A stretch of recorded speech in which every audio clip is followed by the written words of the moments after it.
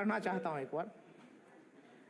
क्या शिक्षा मंत्री साहब बिहार शिक्षा विभाग यह बतलाने की कृपा करेंगे, क्या यह बात सही है कि राज्य सरकार द्वारा जारी शिक्षक नियुक्ति कैलेंडर के अनुसार प्रत्येक वर्ष उत्तर संलग्न है। मैं उसके बाद आ रहा हूँ सर, पूरा पूछ लीजिए। अगस्त माह में शिक्षक नियुक्ति की प्रक्रिया प्रारंभ की जानी थी, किंतु वर्ष 2025 में भी कैलेंडर का पालन नहीं किया गया पूरा पूछ लीजिए। वर्ष 2026 में भी अब तक टीआरई 4 की अधिसूचना जारी नहीं की गई। यदि हाँ तो शिक्षक अभ्यर्थियों की, तो ये मेरा प्रश्न था।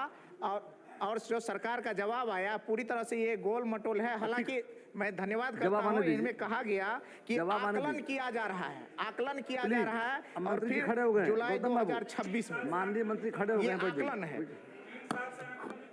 सुन लीजिए। अध्यक्ष महोदय, खंड का स्वीकारात्मक है।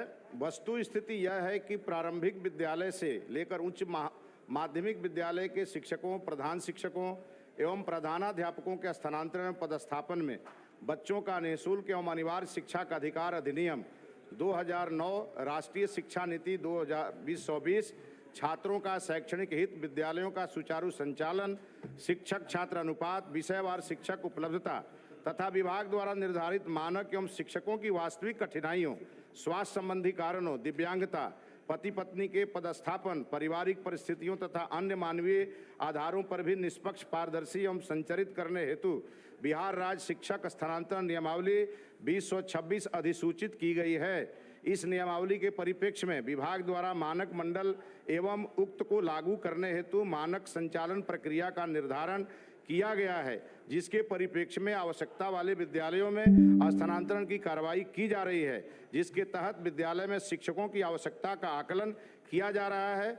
उक्त के पश्चात जुलाई 2026 के अंतिम सप्ताह में टीआरई 4 के तहत नियुक्ति हेतु अधियाचना बिहार लोक सेवा आयोग को भेज दी जाएगी।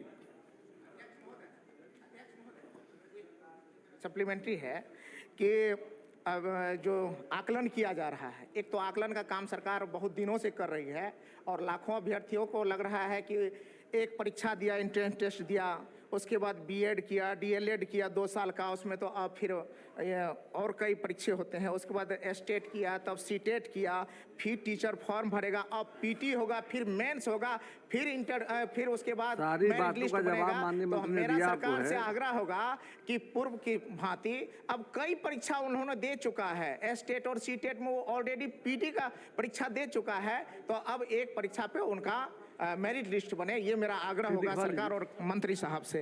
और एक सर से एक आग्रह होगा, अध्यक्ष महोदय सिर्फ एक बड़ी महत्वपूर्ण रिकॉर्ड में आ गई आपकी। अध्यापक शिक्षक नियुक्ति के लिए प्रक्रिया प्रारंभ की गई। 29 जनवरी को एग्जाम हुआ और अभी तक 6-7 महीना हो गया सर, उसका रिजल्ट नहीं दिया गया है। मेरा आग्रह होगा मंत्री महोदय से। मिश्रा जी।